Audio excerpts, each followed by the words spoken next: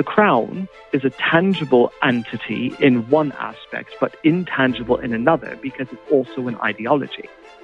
So even though the queen wears the crown, she is only the proprietor for the time that she's alive. She's not the owner, because the crown actually owns everything that the queen stands for and does in a public capacity, not a private capacity. Welcome to episode 3 of The Firm, Blood, Lies and Royal Succession. I'm your host for this podcast, Jonathan Locke. We're taking a deep dive into 500 years of British royal family and the secrets, scandals, conspiracies and cover-ups that continue to fascinate us to this day. There's always been this problem of trying to basically shape the narrative and try and hide the embarrassing stories. And it's always been a cat and mouse game between historians and the royal family and those around them in terms of how the image is portrayed. And we're also investigating how everything the royal family does is shaped and controlled by something called the Firm, protecting, promoting and continuing the royal brand above all else. Why are the royals why do they want to preserve the British royal family? They see the monarchy as a vital part of the fabric of the culture of the United Kingdom. Now we're going to look at the reign of George III, to the ruthless king whose tyranny over the colonies sparked the American War of Independence. You had George painted as a complete tyrant. He had to be, because obviously he was the head of state of what the revolutionaries regarded as an occupying power. To some, the unhinged lunatic whose bouts of insanity nearly forced him to abdicate. He would be ill for a few hours, or it could last a few days, and just make him incapacitated, to the point where he would have bouts of fits, and sometimes simultaneously. And it just got to the point where they couldn't keep him in front of the public. They had the regency and they locked him away in Windsor Castle. But to others, something different altogether. He was, in fact, an Enlightenment monarch. He was a Renaissance prince in many ways.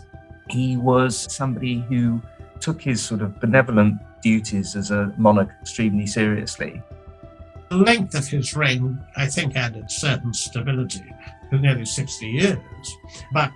And the wars, the Napoleonic wars, I mean, that was obviously glorious when it came to Waterloo and also Trafalgar and the Nile. So with Nelson and Wellington, there's little doubt that George had a very considerable cachet. So who was the real George III? The mad tyrant who lost America? Or the Renaissance prince who stood alone against the might of Napoleon? Why is history apparently so confused about him?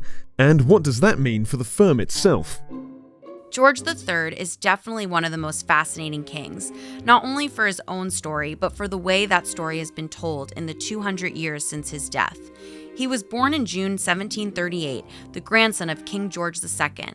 His father, who was supposed to become king after George II, died when George was just 12, leaving him heir to the throne far younger than he would have expected. His grandfather was to last another 10 years, and George III was 22 when, in October 1760, he became king. In his ascension speech, he declared, "Born and educated in this country, I glory in the name of Britain." He was to reign for a further 59 years and 96 days, longer than any of his predecessors. Only Queen Victoria and Elizabeth II have lived and reigned longer. Historian Andrew Roberts is author of The Last King of America, The Misunderstood Reign of George III. I was particularly interested in George III because he is our most longest reigning king. He was king for 60 years, from 1760 to 1820. And during that time, he came to the throne during the 7 Years' War and, of course, had to fight and lose the American War of Independence, and also was king during the Napoleonic Wars. So for a military historian, he really did span the three great wars of that period, two of which we won and one of which we famously lost. And he's also been somebody who I think over the years has been unfairly maligned for a great number of things. So I think it's a good time to revisit him in a much less stigmatizing and aggressive way. I think that there's been a metamorphosis in looking at this particular monarch, because if you mention George III, people would, here anyway, would probably in America, would have thought of the mad king who lost America. The Mad King Who Lost America. If most people only knew two things about George III, it's that firstly, he was the king against whom the American War of Independence was fought, and second, that he was declared insane. Both are true, so how has George III been, in the words of Andrew Roberts, unfairly maligned? He reckons it's all about propaganda. You've got a set of historians who try to make him out to be a dictator, essentially. And this, of course, was picked up enthusiastically during his lifetime, this whole idea, by Thomas Jefferson, who in the Declaration of Independence said that he was unfit to be the ruler of the free people. And so, very sadly, he's had a terrible reputation historically. And that's why, for the last 200 years or so, people have considered quite wrongly that he was a despot or a tyrant. And it simply was not the case. Every citizen in the United States knows about the War of Independence. Events like the Boston Tea Party and the Battle of Saratoga, and phrases like "no taxation without representation" are taught in every school in the land.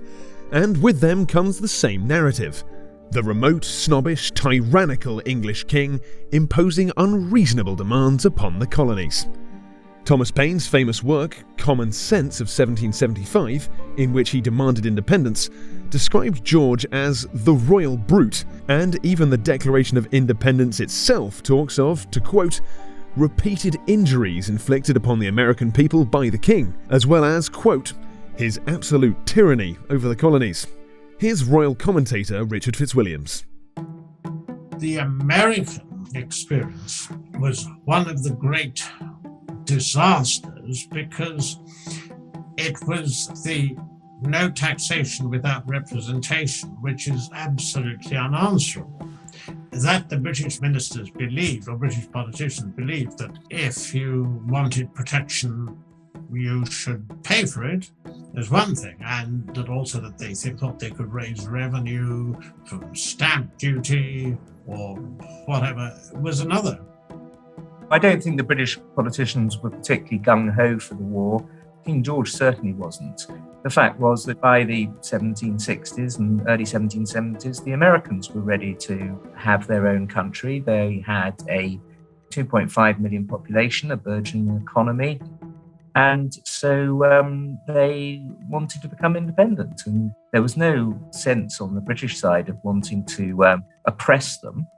And yet oppress them the British certainly did. There's no doubt he was obstinate when it came to America. In those days, monarchs regarded themselves as, putting it mildly, a cut above the rest, so to speak. Would any sovereign allow the equivalent of the American colonies to become independent without attempting to keep them? And the answer is, depending on the country and its armed forces and potential, probably not. No country just allowed colonies of theirs to break off and secede. And so you had an impasse, and unfortunately it led to violence, but it wasn't something that any British politician was hoping for or looking forward to. As Burke so famously said, that it wasn't the point of whether or not you had a right to make your people miserable, but that it was not more in your interest to make them happy. It would have been so easy with so many loyalists, which was a very large part of the American population, to have, at least for a while, placated those who wanted drastic change. And of course, George, because it was a civil war of a sort, you had George painted as a complete tyrant. The story was set. The liberty-championing freedom fighters of America rebelling against the unreasonable demands of a remote, tyrannical royal brute some 3,000 miles away. And to some extent, the narrative is true. Certainly, George's refusal to actually visit America didn't help matters, and there was undoubtedly complacency and even arrogance amongst the British politicians and military commanders about their ability to control the Americans. Executive editor of the RoyalObserver.com, Jacqueline Roth, explains. You have to remember, Britain was at this time a genuine world superpower.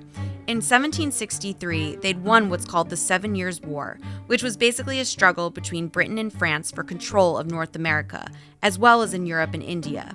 If they could beat France, they were pretty confident that they could handle a few restless colonials.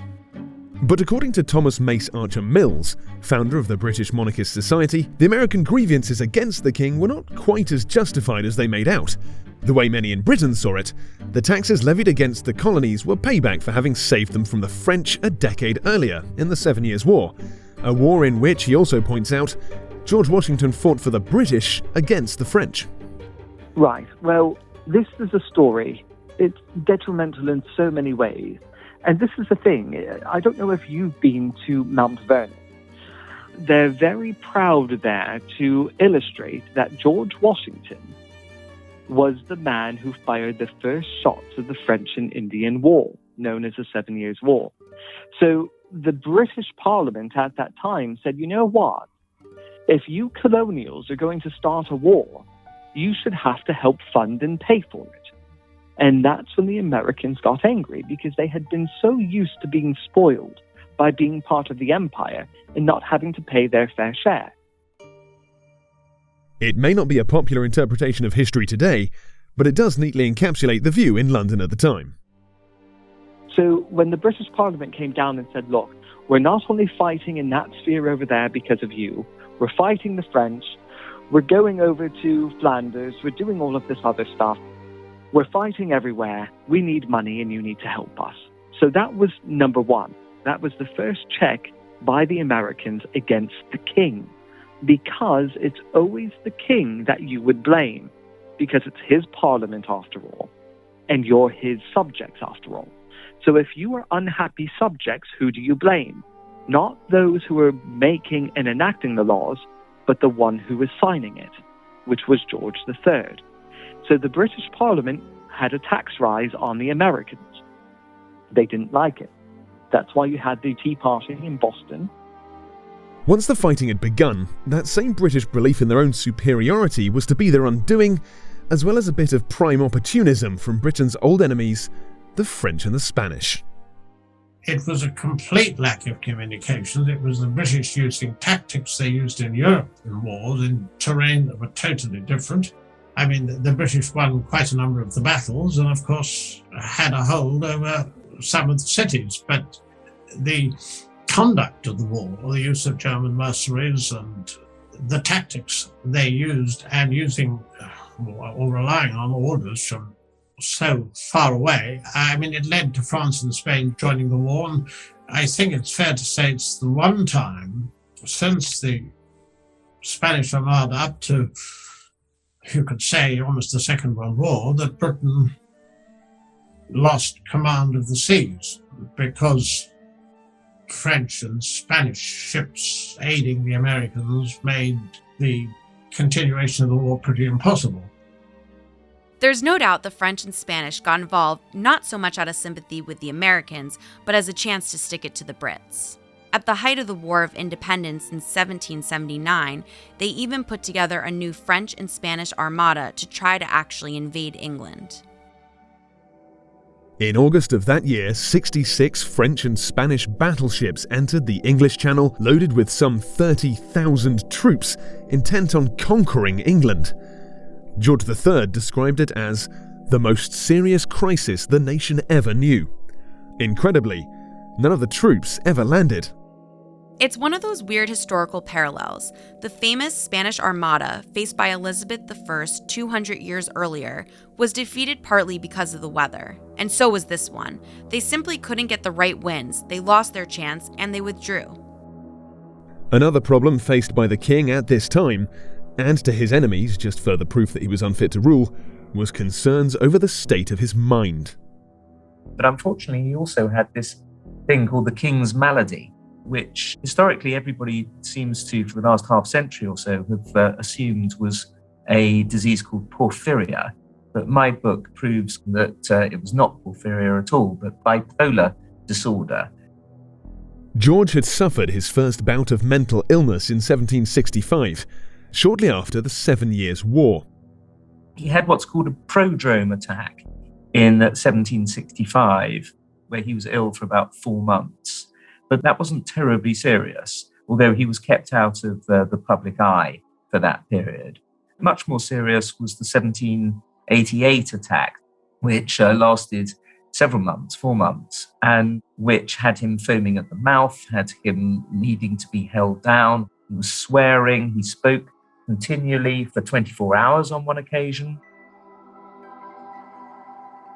Whether it was porphyria, a disease of the liver which acutely affects the nervous system, or, as Andrew Roberts believes, bipolar disorder, George's illness was severe and his symptoms dramatic. What is so significant is that people even now don't necessarily understand what it was, what the actual nature of the disease that made him known as the Mad King was. He was abusive, and this is very unlike him. He never swore normally when he was well, and he was subjected to almost torture by his doctors, who none of whom understood anything to do with manic depression. In fact, they didn't really understand very much to do with mental illness at all back in that late 18th century period. And he was straitjacketed and attached to a chair for hours and hours, days sometimes on end. And they took blood from him and cupped him and did various other things which are just too depressing and pathos-ridden, really. And, of course, did him absolutely no good at all. I mean, he had to be restrained. It was that he'd talk for hours on end, this sort of thing. Yes, he was physically ungovernable, apparently, and no one is absolutely certain as to precisely, he could talk, I read, for over 50 hours non-stop, this sort of thing. It was absolutely awful. If George's first attack had been largely kept from the public, as the disease progressed, rumours that the king had gone mad spread around the world. The first prodrome attack was kept secret in 1765, but by 1778 it was impossible to keep it secret. It had gone on too long, it was too publicly visible, the whole of the court were talking about it, it got into the press, and it was debated in Parliament. He would go after ladies, and sometimes he would want to take off his dressing gown and run around the corridors naked, or go outside the castle and run through the fields naked. And he would get this paranoia that would drive him to do things that any normal person would say, wait a minute, I need to stop myself. This isn't what I would normally do. But unfortunately, his mental state, along with the sickness, removed that filter. There was no rational being there. So he would touch people and try to perform acts on them that normally would never be acceptable. He would even call people names. It was almost as if he had a form of Tourette's as well, just not even thinking about it. And then he would gesture to people, grabbing himself or pulling up his dressing gown and these sorts of things. And so very lewd behavior from someone who was a king. And then when he would come back into himself and he was told what he did, he would just be absolutely so ashamed, it would spiral him the other way. So, unfortunately, for as amusing as some people might like to have think and thought that was, it's not. This is a man who was deeply disturbed and sick. They didn't even have a name for porphyria, which is this physiological disease that he was later thought to have had. So the whole thing was just done as best as the doctors of the late 18th century could do, which unfortunately wasn't very much. So he had music played to him, people read to him and talked to him, and they used drugs a bit more than holding him down and pushing him into a chair and so on. By 1789, the situation had got so serious that Parliament was forced to take the most dramatic action they could, to force a regency where his son and heir, the Prince of Wales, would effectively take over the throne.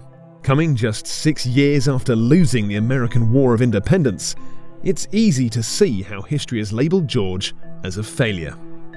You can't help but feel sorry for him because he wasn't in control of himself.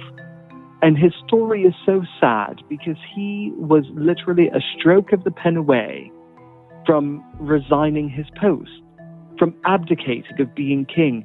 And then Parliament had to decide what kind of a regency the Prince of Wales would sort of take over and be in charge of. And so the whole thing was very public. And yet, despite everything, this is only half the story of George III. In 1789, right at the point where he was about to have his throne taken away from him, George made an extraordinary recovery. It's totally unbelievable, really. He'd been so severely ill that the British Parliament had come to the huge step of effectively forcing him to abdicate. And then suddenly, right at the last minute, he gets better again. And it's like, right guys, I'm back. What's happening? And so that happened in February 1789, once he returned to sanity. And he returned to sanity only just a few days before the Regency Act was about to be passed. So it couldn't have happened at a better time. And also, when he got better, because he was a beloved king in Britain, when he got better, there were huge nationwide celebrations up and down the country. The nation went into full-scale celebration. And of course, also, it was only 4 months before the French Revolution broke out.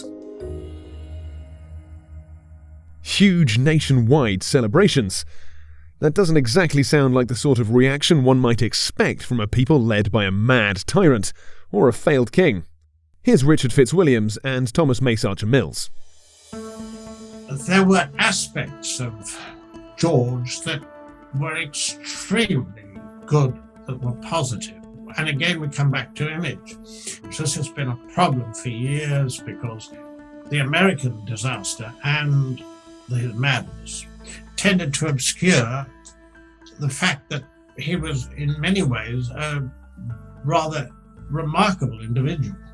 He is still very much a villain in American eyes, whereas in British eyes, he's not. There's a lot of sympathy for him. And where he's known as the Mad King in America, he's known as the Farmer King in the United Kingdom. He was known as Farmer George. He was keen on having an image that was basic, down-to-earth, and patriotic. In the United Kingdom, he was so loved and revered, he was known as the Farmer King. He would go out and talk to people in their farms and ask them about growing their crops, and he shared a love of the people and the land. So it was confusing for him to say, well, on this hand, I'm loved here on this side of the Atlantic, but I'm absolutely hated amongst my subjects on the other side of the Atlantic. As Andrew Roberts explains, far from being the royal brute Thomas Paine and numerous historians since have claimed him to be, George was something of a visionary when it came to the arts, culture, and science. What none of them ever do is to talk about how he was the man who created the Royal Academy in Britain, the Royal Academy of Arts. He collected over half of the Royal Collection, which is the largest art collection in the world today, in private hands.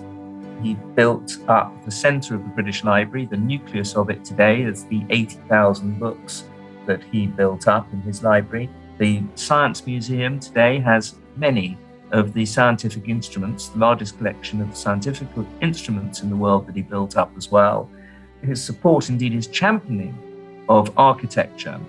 These are the glories of the age, Georgian architecture, the neoclassical, beautiful buildings that he supported, tremendously important. The planet Uranus was named after him. It originally was called George's Star after him, because not least because he helped Sir William Herschel and he built the largest telescope in the world. Handel said of him that while that young man lives, my music will never need a champion. So really he was able to speak 4 languages, he played 4 instruments. He was so much more than the kind of babbling idiot that you get in almost all of the representations of him. George also put into place many of the traditions, institutions, and symbols that define the royal brand today. Much of the modern monarchy come from things that George III invented, like, well, the Buckingham Palace, of course. He bought Buckingham Palace for his wife, Queen Charlotte, the great gold state coach, which is used for all the state openings of Parliament and the coronation. Even now, 250 years later, he bought that in 1761 for the coronation. The Trooping of the Colour, which is now a regular annual event. It was George III that made it an annual event.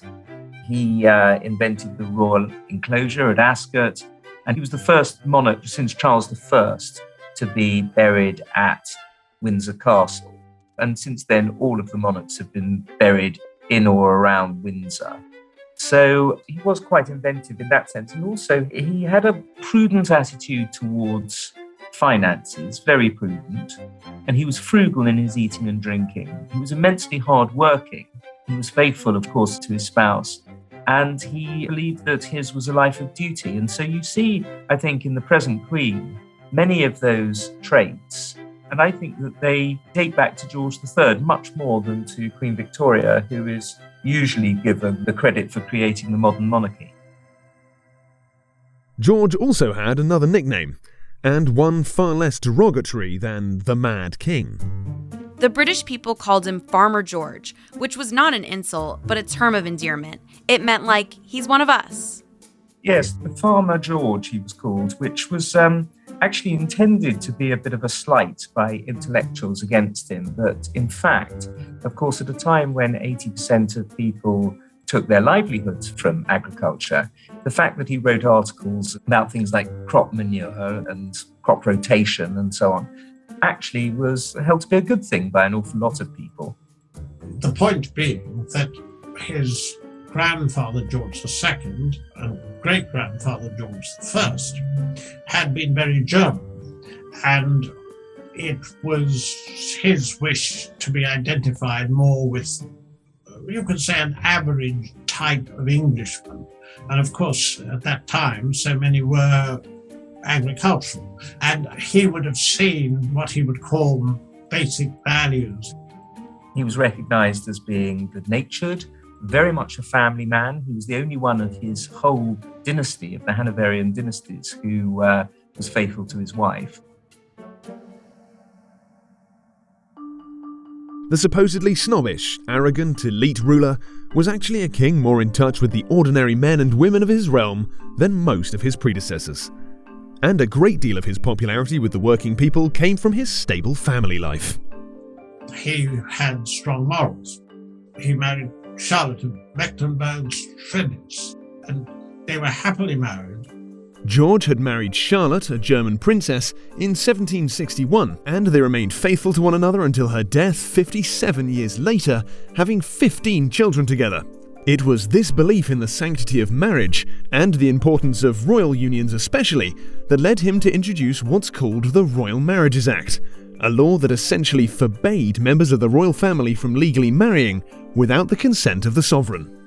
He brought in the Royal Marriages Act of 1772 because so many of his brothers and uncles had contracted marriages that were not helpful to Britain strategically, essentially. And so he wanted to make sure that if they did get married, it was to Protestant princes and princesses in order to help Britain's position in the world, rather than marrying their mistresses, which is essentially what they were doing at the time. It was another example of George looking to secure the strength and longevity of the firm. It's still in effect today. It was passed in 1772 and it hasn't been repealed, so it stays in effect. When Prince Harry, for example, married Meghan Markle, he needed to get the Queen's permission to do so by law. Otherwise, the marriage would not have been legal in Britain. Perhaps George III's greatest achievement, and certainly what many historians believe should be his true legacy, was his victory in the Napoleonic Wars and the final defeat of Napoleon at Waterloo in 1815. That battle remains one of the most celebrated military successes in British history. There's no doubt that the war against Napoleon, where Britain stood alone, and we do tend to forget that. We remember 1940 against Nazi Germany, but of course Napoleon was a very, very serious threat. The French Revolution of 1789, in which their monarchy had been overthrown and thousands guillotined in the streets of Paris, horrified and terrified Europe. And Napoleon Bonaparte's subsequent invasion of most of the continent made the American War of Independence look almost trivial in comparison. It certainly was a crisis.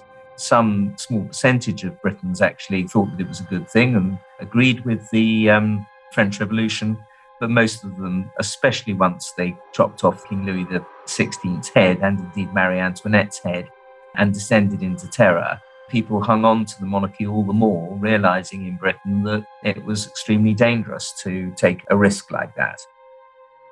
Napoleon was just unstoppable at that time, and this is where a newly recovered George really stepped up to the plate. He was definitely helped by having some brilliant generals in the Duke of Wellington and Admiral Nelson, but he also famously said that in the event of an invasion, he would take up arms himself to fight for England. And somehow, he managed to do what no one else could and defeat Napoleon. And was very fortunate that you had a sane king and a very good prime minister in William Pitt the Younger to deal with the strains and stresses of a revolution in France that chopped off the king's head.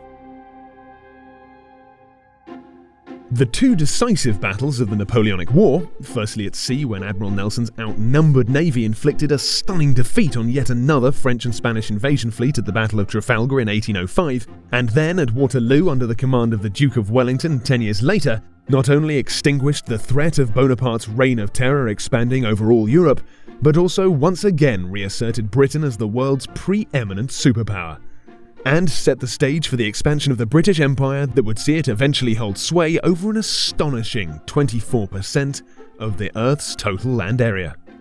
If losing America made Britain look weak, it only took a few decades later for them to become the most powerful nation in the world again. That's a pretty incredible turnaround. So the politicians and, a large number of the British people in Britain believed that the American War of Independence was just, but by no means all. And of course, it cost Britain control of the seas and a disaster. But equally, you had the Napoleonic Wars following shortly afterwards, which were, of course, a truly remarkable success in them. I don't think that I can think of the British suffering a single serious defeat. And since so many other nations did in Europe, that's phenomenal. Unfortunately, however, what should have been George III's greatest triumph and his crowning legacy was overshadowed by the return of his illness. The day after his Golden Jubilee in 1810, he fell into his fifth attack of manic depression and he went completely insane. By this stage, he was also blind and deaf and senile. And is it that it was maybe some sort of other sickness that was brought out by all of the emotional and mental deep disturbing that was associated with losing the colonies and having wars on all fronts and just feeling the way he felt after it was all said and done? So the last years of George III's life were anything but royal and regal. There was no dignity, there was no dignified way of treating this man who is still king in name but not in power. This time there was to be no recovery from the king's malady. In 1811, Parliament finally passed the Regency Act they had proposed 22 years earlier, and his son George IV, Prince of Wales, acted as regent until his own ascension. Everything was stripped of him. Everything. His royal authority was given to his son in a regency. His doctors would occasionally, I think once a year, maybe once every 6 months, they would go to Parliament and tell a parliamentary committee, i.e. the people who were ultimately paying the doctor's bills, whether there'd been any improvements at all in the previous 6 months. And there hadn't been. For the last 10 years, there had been nothing but even further decline. So the depression really set in. And in the end, it drove him mad.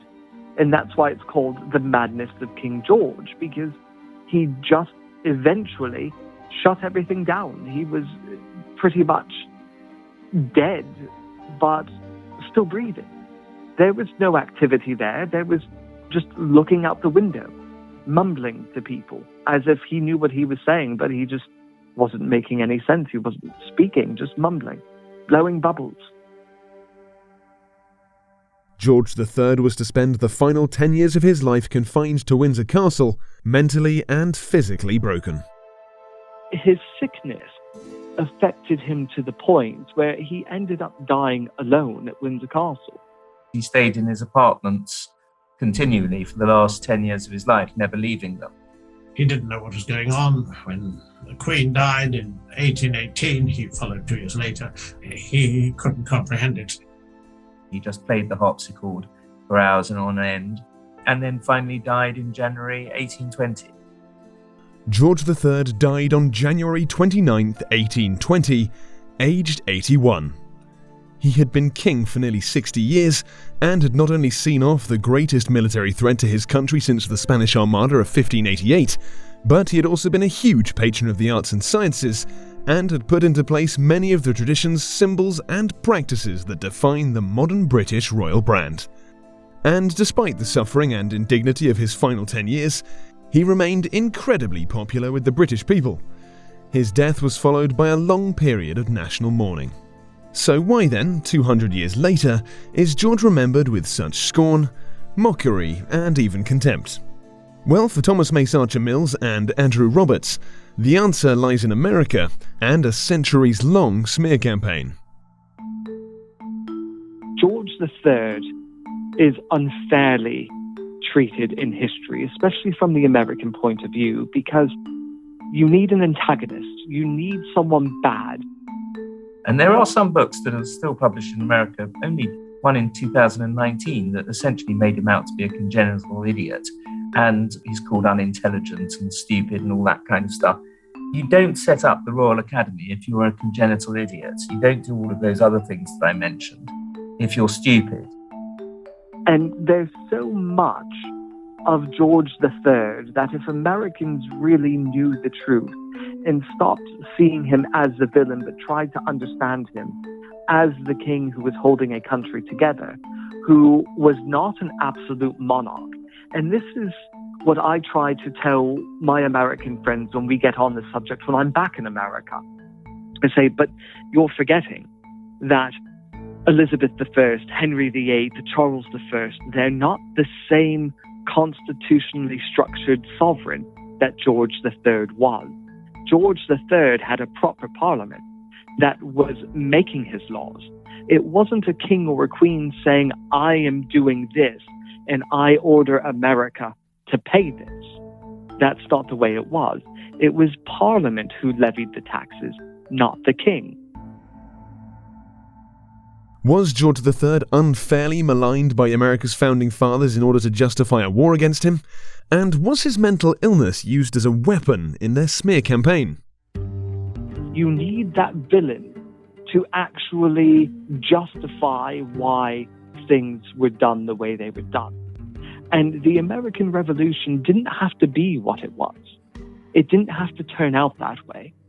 And General George Washington, his issue, the reason he was so involved in going against the British is that he, being British, didn't get what he wanted. He wanted to be a British gentleman's officer. He was never given that ability. So he was angry with his own people because he didn't get what he wanted. George Washington is a character here who was very happy to be British until it didn't suit him and his agenda anymore. He was also a person who I think has been completely misunderstood by history because of two things. Recently, the musical, Hamilton the Musical, in which he's held up to be the sort of personification of evil, really, although in a very amusing way. And also the Declaration of Independence, which makes some 28 charges against him, 26 of which I believe to be rubbish.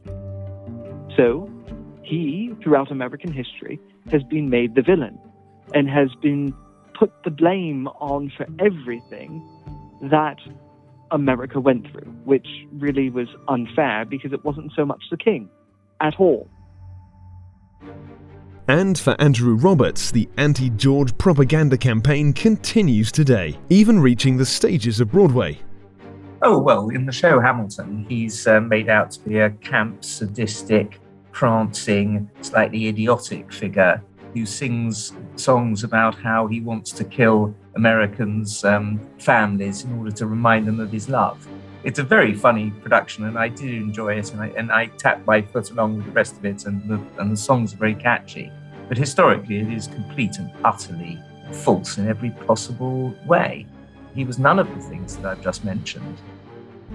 George III may just be the most misunderstood British monarch in history, whether that's by accident or by design. And he also represents, for perhaps the only time in the last 500 years of the British royal family, a failure of the firm to look after its own reputation above all else. It's not a mistake they would make again. Next time on The Firm, Blood, Lies and Royal Succession. There's no doubt that Victoria's image has changed radically, especially when she was young, where she was lively, loved sex, was very tempestuous. After a while, there was no hiding her fondness for him or her desire to promote him. In fact, she wanted to knight him also. And no one knew anything. It was tightly controlled. Of course, they put their foot down and said that would be too much. But I think it was also to preserve the image, the brand image of how could the Queen stoop to being friendly and being intimate with a brown man. And no one knew anything. It was